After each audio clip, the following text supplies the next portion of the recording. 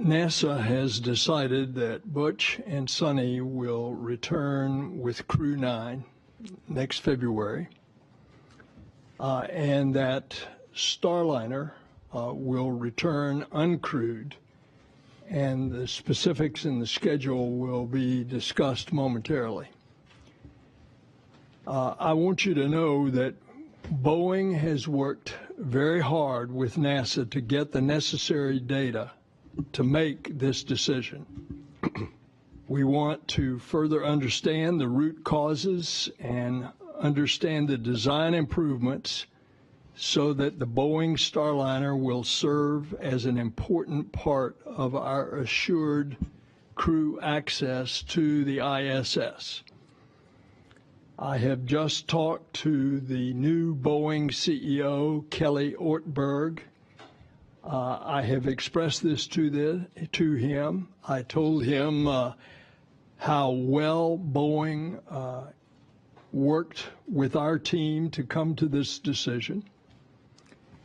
And he expressed to me an intention that they will continue to work the problems once Starliner is back safely, and that we will have our redundancy and our crewed access to the space station.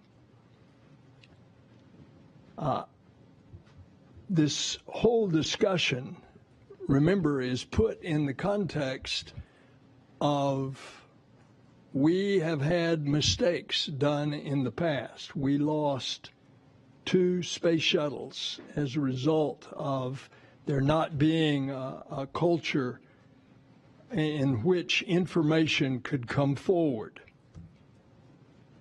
We have been very solicitous of all of our employees that if you have some objection, you come forward.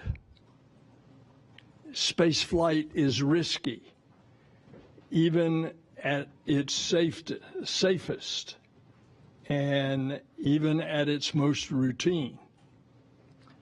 And a test flight by nature is neither safe nor routine. And so the decision to keep Butch and Sonny aboard the International Space Station and bring the Boeing Starliner home uncrewed is a result of a commitment to safety. Our core value is safety, and it is our North Star. And I'm grateful to NASA and to Boeing for their teams, for all the incredible and detailed work to get to this decision. The bottom line relative to bringing Starliner back is there was just too much uncertainty in the prediction of the thrusters. If we had a model, if we had a way to accurately predict what the thrusters would do for the undock and all the way through the deorbit burn and through the separation sequence, I think we would have taken a different course of action. But when we looked at the data and looked at the potential for thruster failures with a crew on board, and then getting into this very tight sequence of finishing the deorbit burn, which puts the vehicle on an entry, and then immediately maneuvering from that into a SEP sequence to separate the service module and crew module, it was just too much risk with the crew, and so we decided to pursue the uncrewed test flight. The path forward now is to, as Ken said, work toward the Flight Readiness Review Part 2. Well, we review now. We know the scope of the mission. We know it's an uncrewed test flight. We are changing the separation sequence that we planned, and we will review those aspects at the readiness review. We're going to go with a simplified separation technique to get away from station a little more quickly. We'll get to the deorbit burn and execute that nominally. We have a good setup in terms of the opportunities into the White Sands Space Harbor for a number of opportunities in September. We'll land or undock in early September, and then we have a lot of work to do relative to the rest of the mission, which is Butch and Sonny stay on the space station for some time, and they return on Crew 9. We're configuring that spacecraft with a couple extra, 2 different seats. So we'll have 2 different crew members, 2 crew members on that vehicle, and then we'll have it ready to bring Butch and Sonny home. So they'll be ballast in 2 seats on the uphill. We also have to work to reconfigure the Crew 8 vehicle. When Starliner undocks, it will undock first, and then the Crew 8 vehicle will serve as the lifeboat for Butch and Sunny. We have a configuration on the cargo pallet we'll go put in place. So again, we'll get Calypso home when we're ready to do so. We're going to take our time taking the steps, each step along the way. We'll have an important simulation ahead of that flight readiness review with the flight control team. You know, if you put yourself in their place, they have practiced for 2 years to bring a crew home on Starliner. There are some differences in executing the undock sequence and the coast to the deorbit burn and the deorbit burn without a crew, and so they're going to practice that next week. I'm extremely grateful for the Commercial Crew Program, the entire team. It's an honor to represent them here today, and I'll turn it over to Dana Weigel.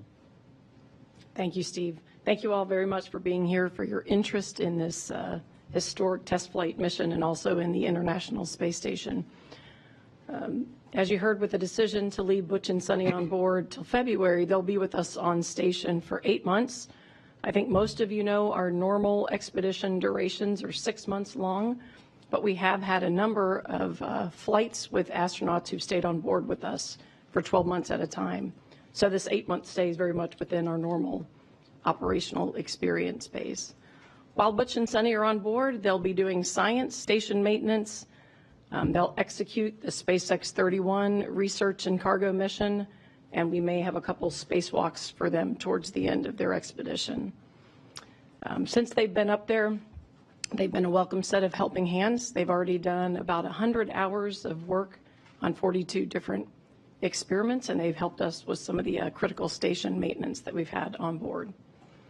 For us, looking forward, the station team is focused on the planning and the rework for the undock, the Starliner undock. As you heard from Steve, that's targeted for early September. Before we hit that undock window, we're going to do the work to reconfigure the Crew 8 Dragon. We'll probably do that within the next week or so to have that in place for a 6-crew contingency return capability. And just to reiterate, as Steve said, this just gives us a contingency capability after Starliner departs and before the Crew 9 vehicle arrives. Crew 9 with 2 crew will launch no earlier than September 24th. We'll do a normal handover between the crews, and then we'll have Crew 8 undock. After that, we will relocate the Crew 9 vehicle, so that Dragon vehicle will be relocated to open up the forward port for the SpaceX 31 cargo mission, and we're planning that mission somewhere in mid-October.